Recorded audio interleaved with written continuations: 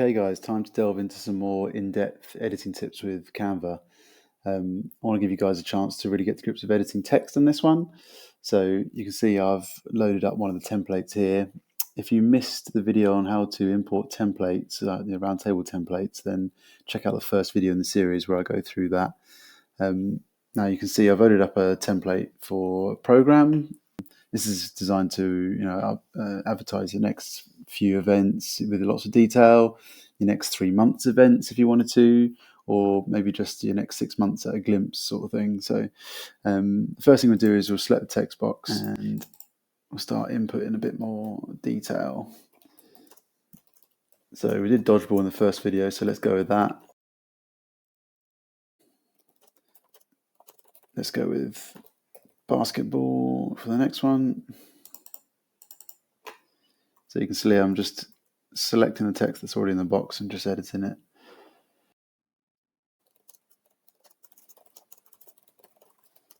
Let's go axe throwing for the last one.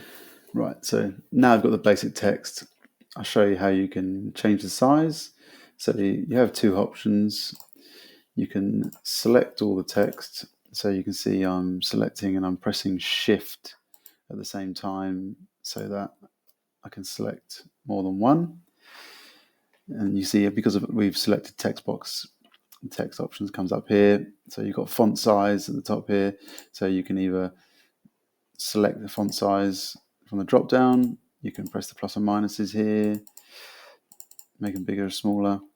Or the third option you've got is to actually move the text box themselves. So you make them bigger or smaller in here. Now you see when I'm doing it like this, you'll notice that you get these little dotted lines every now and again. You see the text is sort of snapping.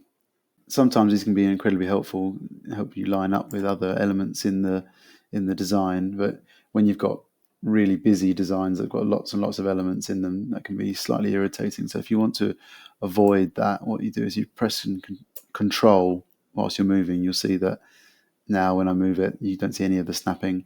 If I release Control, you can see the snaps come straight back on. So that's a helpful little tip if you're getting frustrated by the position snaps. Now you can see at the top here it's just generic at the minute. So let's personalize this one.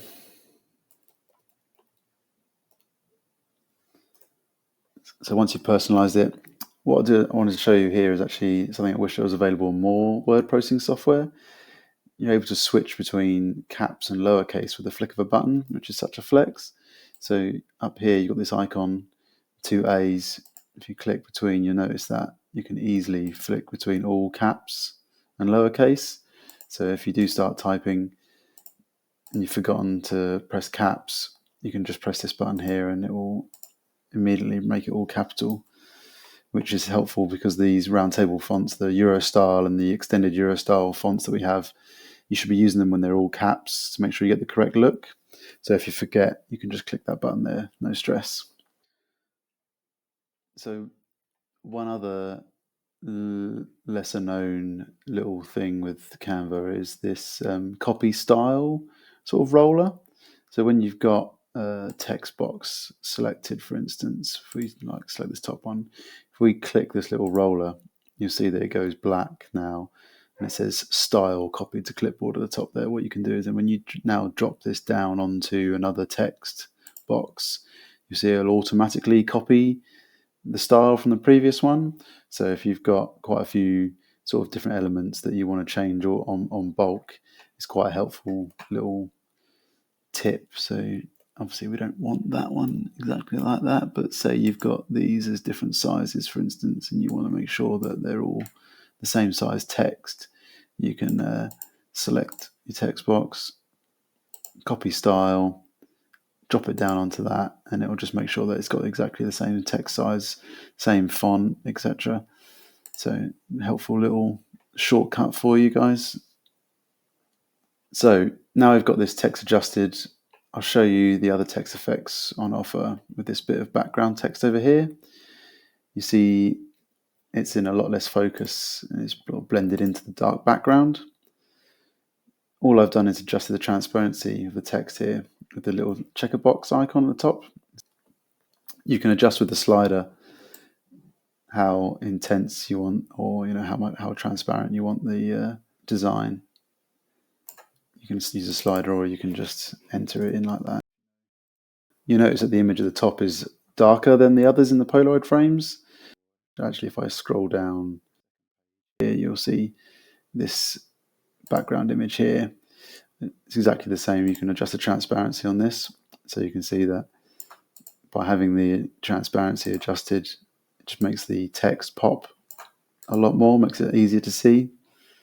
Coming back to the text effects, you see when I click on the title again, we have the effects in this toolbar,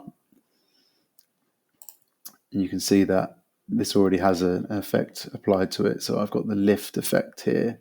So if you change the intensity of the lift effect, it's not very obvious, but you can sort of see that it just brings the text off the back of the image behind. And this works great, especially when you've got very image heavy designs. It really allows you to bring the text off the back of those images. If we focus back on the yellow text in the background, you'll see that this has actually got a hollow effect applied to it.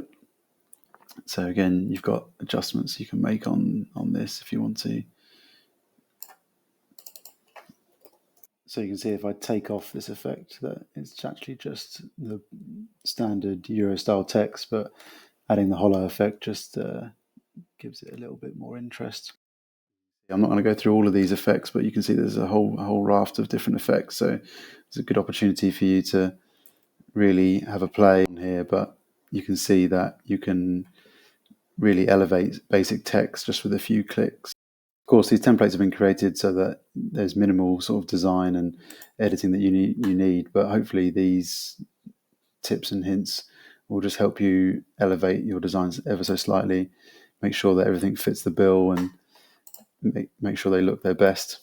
That's all for today, but I hope you check back soon when we've got some more videos in the series, help you upskill your Canva editing. See you next time, guys.